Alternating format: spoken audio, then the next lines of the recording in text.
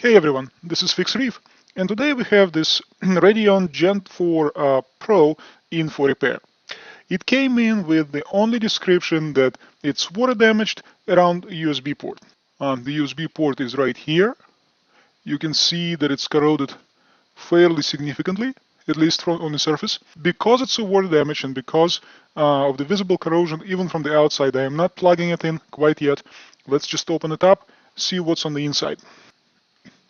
Looks like an older Gen 4. Does not have a Mobius chip in it, just regular. Does appear to have quite a bit of corrosion on the board. So let's get the board out of here.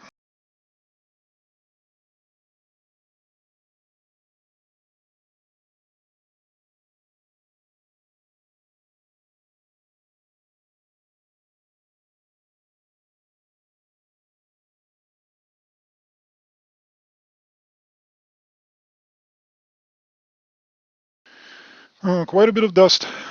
It's clear that this light's been in operation for a long time.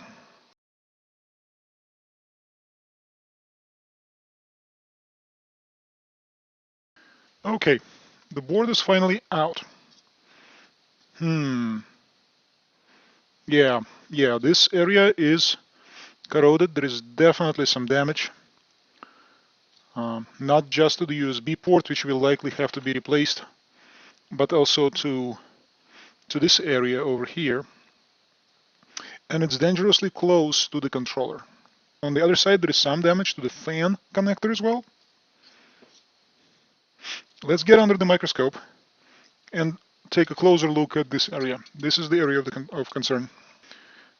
Okay, hopefully the camera can help you see what I see here, which is not at all a good situation. So there is corrosion throughout. This little controller is done, or possibly done. There is this component here. A lot of corrosion around this SMD components. This look like resistors to me.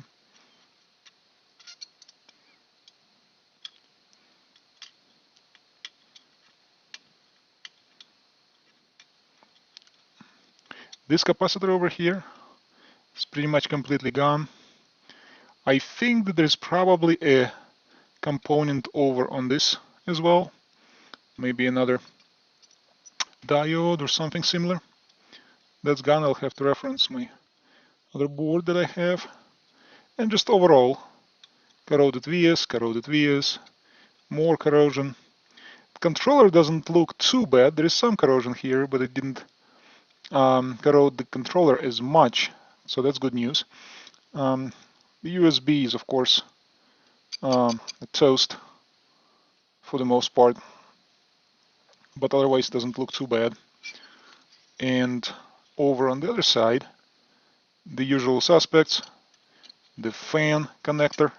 Connector is still fine, but it's just a lot of mess over here. And a couple of smaller components that have also been corroded. It looks like maybe a resistor and the capacitor over here. This connector for buttons is also all corroded. Got another capacitor that's bad. So just many components that are in complete mess here. The power circuit doesn't look too bad, except for this capacitor over here having a ball of solder attached to it, but I think this is just a manufacturing issue.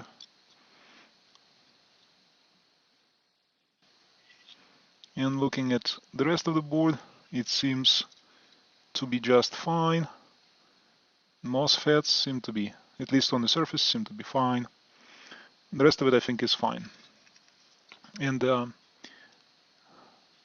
the channel controls, I don't see any visible damage to any of this. Yeah, this is all good. Alright, so now let's take a look at the reference board. So in fact, there doesn't seem to be a component here, so that was just missing these components as well. So everything is in place in case we end up fixing this. Also, what I would say is that this part of the board needs a good ultrasonic cleaner. Once it's through the ultrasonic cleaner, we can see what remains, if there's anything that's going to come off. Likely, I can envision right now that this capacitor is going to be gone the moment it hits the ultrasonic cleaner. Maybe some of these resistors. So let's subject it to that and see what we get. Okay, so while the board is in the ultrasonic cleaner, let's examine the LED pucks as well, because I have some concerns. For example, this one over here has a missing lens on this LED, so it looks like this one is a little dark. Over on this side, a couple of melted LED lens here and here, also a couple of darker LEDs too. So let's take a quick look, see which ones are bad. This one is shorted. This white one's not working at all. And the one with the missing lens is also not working. Others seem to be working. Over on this side, this one's with melted lens seems to be working just fine. However, this LED is shorted. Its counterpart is also shorted. And this one is also shorted. Well, not shorted, but not working at least. So 3 over on this side and 3 over on this side need to be replaced. Okay, so the board is back from the ultrasonic cleaner. There is still some residue left.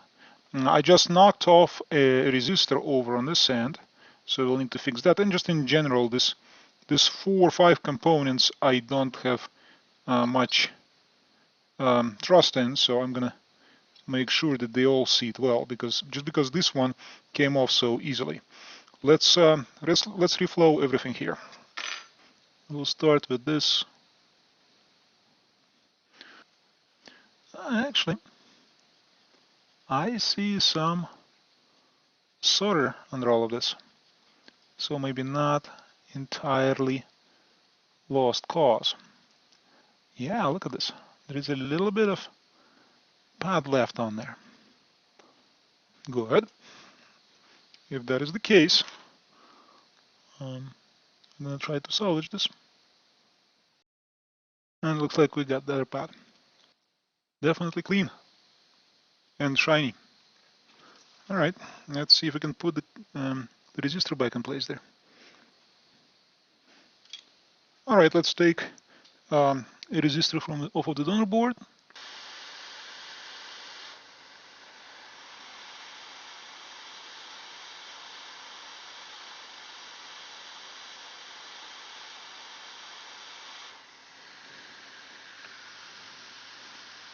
And just like that, we have a brand new resistor in there. Let's see if other components have similar problems. Yep. So this resistor is out. That same exact problem. And for that matter, while we're at it, let's check the other ones.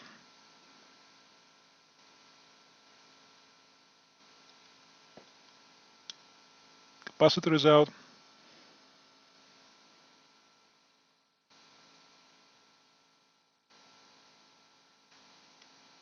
Looks like this resistor is solid. I'll have to double check. The diode is out.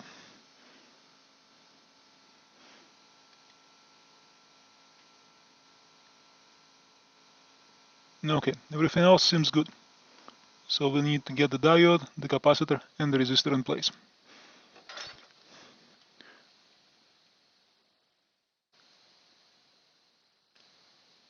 Hey, look at this. I think we have all of the pads cleaned up. Now we just need to put components back in place.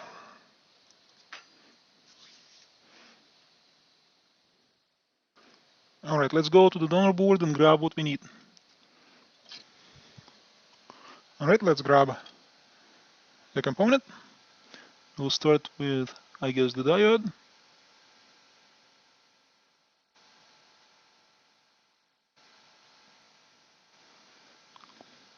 And I will float everything with hot air once at least one pin on each side is done. Then let's get the capacitor.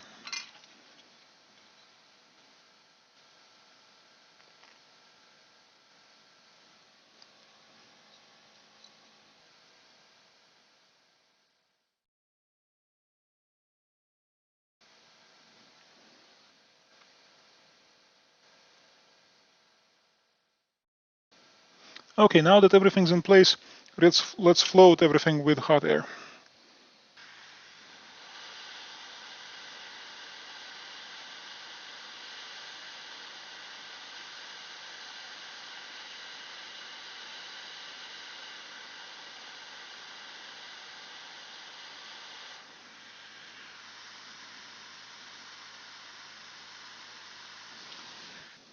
And after cleanup, it's all looking like this. So this is how you do that type of component level repair. Remember that one component was not supposed to be there, so this area is missing, but everything else is nice and shiny, clean, and this is actually going to work now. The next big ticket item is going to be this USB port.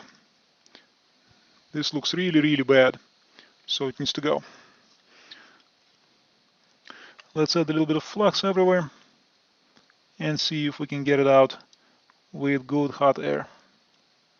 Again, I don't really care about the internals of this unit because it's doesn't matter if it melts or whatnot.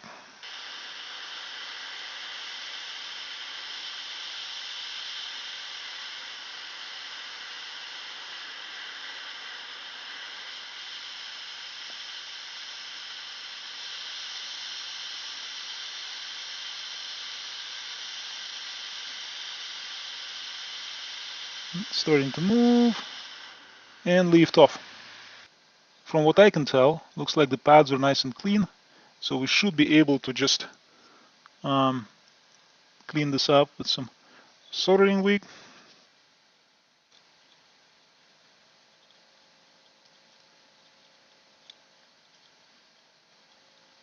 Get rid of all of the corrosion on the surface.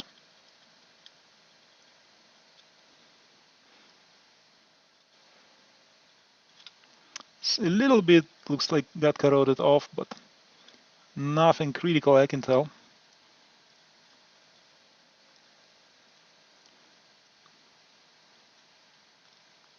Yeah, you can see that there is a little bit of discoloration on some of the pads over here, especially these ones.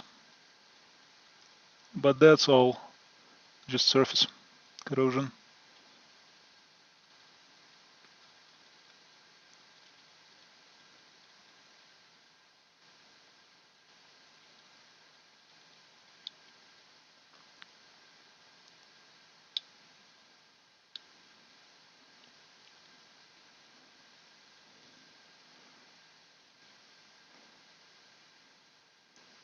Looks like we're gonna need to put some solder over on this capacitor.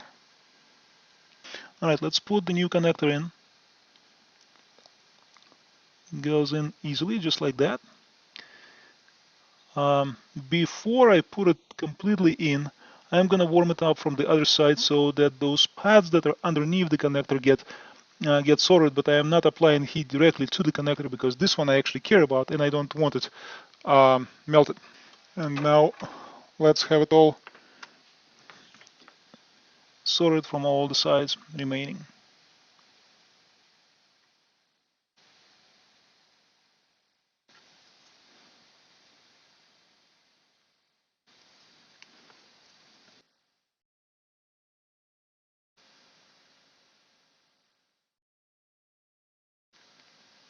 This side.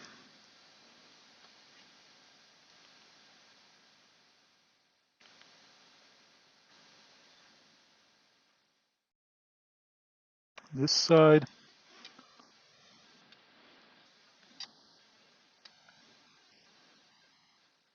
A little bit more over here. A little bit more over here. And now every single pin.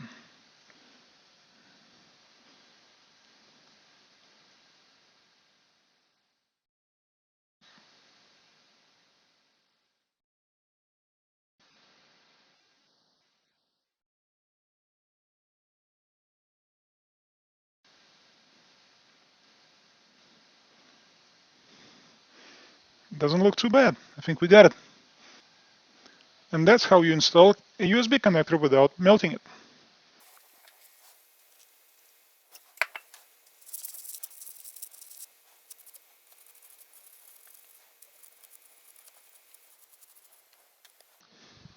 This looks really neat. I'm very happy with this. Alright, here is the result. Doesn't look too bad. All of the components on this side have either been replaced or cleaned up, and we have a brand new USB port installed as well. Considering the original, the contrast is striking. Okay, so this board should now work. Alright, let's look at this board from the other side, because we had some corrosion over on this end as well, and there are a couple of tiny SMD components that may have been affected. Let's take a look at that. Okay, so ultrasonic did not do as good of a job cleaning this side as it did the other side, so there is a little bit of corrosion still in place. So let's take a look at especially these two components and make sure that they're all conducting well. So this is a capacitor, and it's off right away. And this is a diode, and it also snaps off right away. So we need to have that cleaned up too.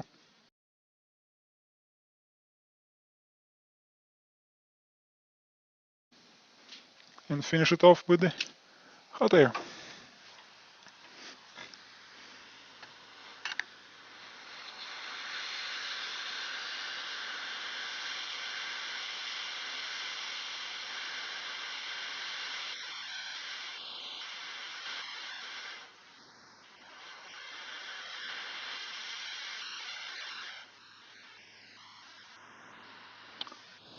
That's how you do it.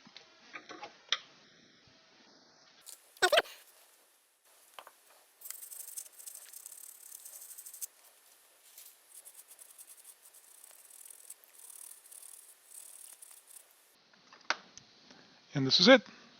I finished repairing the board, components on this side, the USB port, components on the other side, the connectors. Everything looks nice and clean at this point.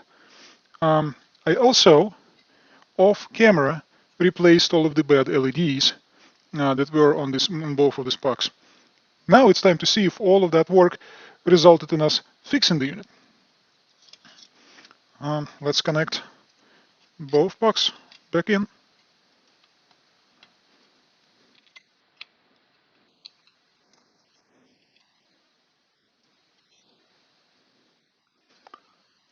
We'll need power.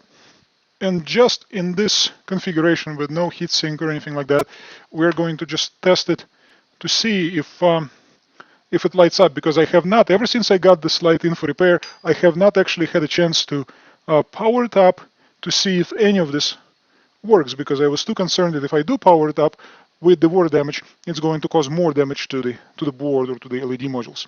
So let's plug them all in, see what happens. And the light is on, and very, very bright. All of the LEDs are on. It was on at 100% capacity, so I am going to turn it off and reassemble and test with the fully assembled light. But for now, it looks like we've repaired what was broken. So once again, quite a bit of corrosion on the board. On both sides, we took care of the corrosion, replaced all of the components that were corroded off, cleaned everything up.